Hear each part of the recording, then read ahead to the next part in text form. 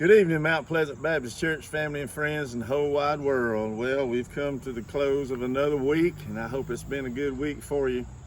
You know, some days you just have to think, I wish I'd stayed in bed. You don't sleep well. You get up the next morning and you go to the bathroom with your eyes half open. You fix your toothbrush, and when you start brushing your teeth, you realize you put a tube of Bengay on the toothbrush instead of your toothpaste. Well, you get through that and you shave, and then you realize when you thought you was putting aftershave lotion on, it was rubbing alcohol. And the day just don't get much better, and then you put your pants on and realize you put them on backwards and they fit better. That's not the makings of a good day.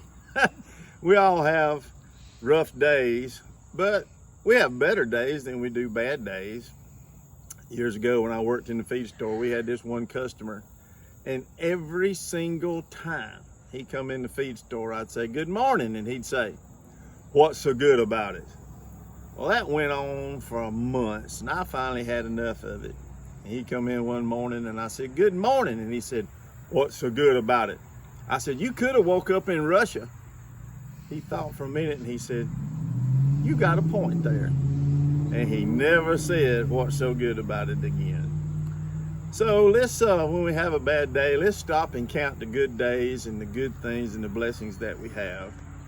And talking about a bad day, let's be much in prayer for all these folks that's been in the path of Hurricane Laura, and be praying for them, because there's been a lot of damage and some deaths, and it's still moving across the country, even though it's downgraded from what it was. But that's part of what we need to always do for one another, is pray for one another and care for one another. And I want to share a quote with you today from John Kennedy, who was president in the early 60s. President Kennedy once said, "Ask not what your country can do for you, but what you can do for your country." Let's think about that, about that.